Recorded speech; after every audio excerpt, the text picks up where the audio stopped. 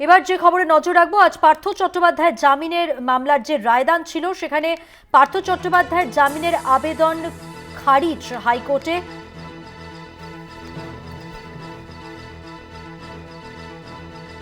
হাইকোর্টে। সুবীরেশ অশোক, কল্যাণময়, শান্তিপ্রসাদের জামিনের আবেদনও।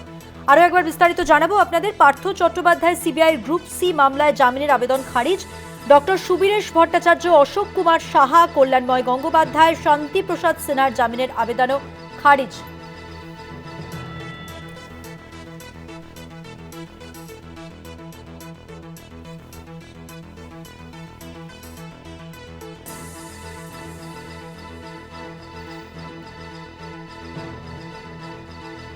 প্রতিনিধি পীযূষ কান্তি নাগ এই মুহূর্তে আমাদের সঙ্গে টেলিফোন লাইনে রয়েছেন। পীযূষ দা, আজকের রায়দানে বিচারপতির পর্যবেক্ষণ জানতে চাইব।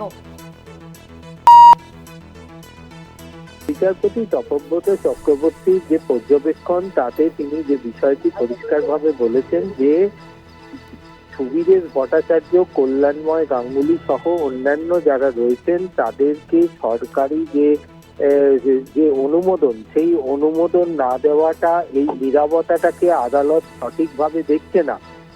এছাড়াও যেভাবে যোগ্য প্রার্থীরা পরীক্ষা দিয়েছিলেন এবং এক্ষেত্রে যদি তাদের জামিন দেওয়া হয়, সেক্ষেত্রে অযোগ্য প্রার্থীরা যারা, তাদেরকে প্রশ্রয় দেওয়া হবে এবং যে ঘটনা ঘটেছে সেটা শিক্ষা ব্যবস্থার উপরে ধ্বংস নেমে এসেছে, এমনটাই মন্তব্য বিচারপতি তপব্রত চক্রবর্তীর তৃতীয় বেঞ্চের।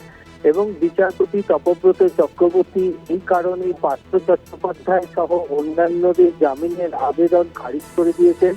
এর ফলে যে বিচারপতি অরিজিৎ ব্যানার্জি এবং বিচারপতি অপূর্ব সিনহা রায়ের ডিভিশন বেঞ্চে যে মতপার্থক্য তৈরি হয়েছিল, তাতে বিচারপতি অপূর্ব সিনহা রায়ের রায় বহাল রইল। এর ফলে পার্থ চট্টোপাধ্যায়দের যে জামিনের আবেদন, তা খারিজ বলেই গণ্য করা হবে। যেহেতু দুই বিচারপতির রায় অর্থাৎ সহমত পোষণ করলেন, সেক্ষেত্রে এই রায়কেই প্রাধান্য দেওয়া হবে এবং পার্থ চট্টোপাধ্যায়দের এই আবেদনের প্রেক্ষিতে সুপ্রিম কোর্টে ফের আবেদন জানাতে হবে। ধন্যবাদ। কথা বললাম প্রতিনিধি পীযূষ কান্তি নাগের সঙ্গে। বিচারপতির পর্যবেক্ষণ সম্পর্কে তিনি জানালেন। বিচারপতি তপব্রত চক্রবর্তীর পর্যবেক্ষণ, পার্থ চট্টোপাধ্যায় জামিন খারিজ নিয়ে যথার্থ রায় দিয়েছে বিচারপতি অপূর্ব সিনহা রায়। যোগ্যদের বঞ্চনা করে অযোগ্যদের চাকরি দেওয়ার নাম করে সমাজের শিক্ষা ব্যবস্থাকে ধ্বংস করা হয়েছে।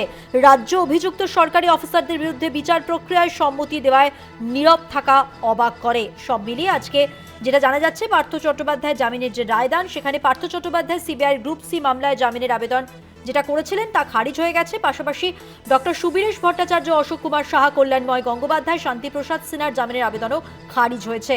ডিভিশন বেঞ্চে বিচারপতি অপূর্ব সিনহা রায়ের সিদ্ধান্তই বহাল রাখলেন বিচারপতি তপব্রত চক্রবর্তীর তৃতীয় বেঞ্চ। সরকারের অনুমোদন না পাওয়ায় আদালত মনে করছে এই ঘটনার সঙ্গে এদের ষড়যন্ত্র রয়েছে, এমনটাই বিচারকের পর্যবেক্ষণ। পাশাপাশি তিনি বলেছেন যে পার্থ চট্টোপাধ্যায় জামিন খারিজ নিয়ে যথার্থ রায় দিয়েছেন বিচারপতি অপূর্ব সিনহা রায়।